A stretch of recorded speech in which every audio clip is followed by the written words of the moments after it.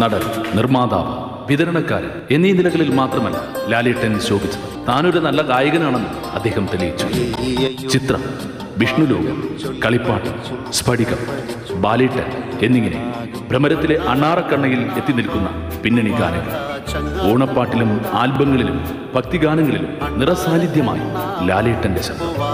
കണ്ണെഴുതി പൊട്ടും തൊട്ട് എന്ന ചിത്രത്തിൽ മറ്റൊരു നടന് വേണ്ടിയും അദ്ദേഹം പാടി.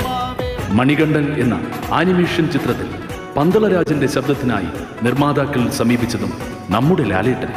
അവരെയും അദ്ദേഹം നിരാശനാക്കി കമലദളത്തിലെ വേഷത്തിലൂടെ താൻ നല്ലൊരു നർത്തകനാണെന്നും അദ്ദേഹം തെളിയിച്ചു. നൃത്തത്തിൽ നിന്ന് ആ മഹാനടന്റെ തേരോട്ടം നാടകത്തിലേക്കായിരുന്നു. TK രാജീവ് കുമാർ സംവിധാനം ചെയ്ത കഥയാട്ടത്തിൽ 10 വ്യത്യസ്തമായ കഥാപാത്രങ്ങളെ അദ്ദേഹം അരങ്ങിൽ അവതരിപ്പിച്ച് വിസ്മയിപ്പിച്ചു. കാവാലം നാരായണ പണിക്കരുടെ കർണഭാരത്തിലെ കർണൻ, പ്രശാന്ത് നാരായണൻ സംവിധാനം ചെയ്ത ഛായാമുഖിയിലെ ഭീമസേനൻ എന്നിവയിലെല്ലാം ക്യാമറയ്ക്ക് മുന്നിൽ മാത്രമല്ല വേദിയിലും താൻ മികച്ച നടനാണെന്ന് അദ്ദേഹം തെളിയിച്ചു. ലാലേട്ടന്റെ പ്രവൃത്തികളെ മുൻനിർത്തി 2001 രാഷ്ട്രം പത്മശ്രീ നൽകി അദ്ദേഹത്തെ ആദരിച്ചു. 2009 കേരള അത്ലറ്റിക്സിന്റെ goodwill ambassador, 2010 Kerala Khadi and ഹാൻഡ്ലൂമിന്റെ ഗുഡ്വിൽ അംബാസഡർ എന്നീ നിലകളിൽ സംസ്ഥാന സർക്കാർ അദ്ദേഹത്തെ ബഹുമതിച്ചു. ഭാസന്റെ കർണഭാരം എന്ന സംസ്കൃത നാടകത്തിലെ കർണനെ അവതരിപ്പിച്ചപ്പോൾ കാലടി ശ്രീ ശങ്കരാചാര്യ സംസ്കൃത സർവകലാശാല മലയാളിയുടെ പ്രിയപ്പെട്ട ലാലേട്ടന് ഓണററി ഡോക്ടറേറ്റ് നൽകി ആദരിച്ചു. മോഹൻലാൽ ഇന്നൊരു ചലച്ചിത്ര താരം മാത്രം, രാജ്യസുരക്ഷയ്ക്ക് വേണ്ടി എന്തും ത്യജിക്കുവാനും സഹിക്കുവാനും തയ്യാറായ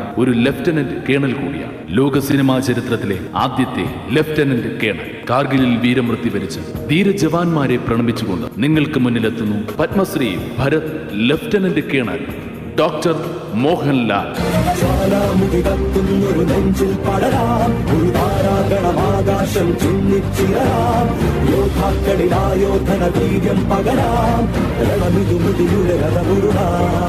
ൂറ്റി പട്ടാളക്കാർ ഈ കാർഗിൽ യുദ്ധത്തിൽ രാജ്യത്തിന് വേണ്ടി ജീവൻ കൊടുത്തു.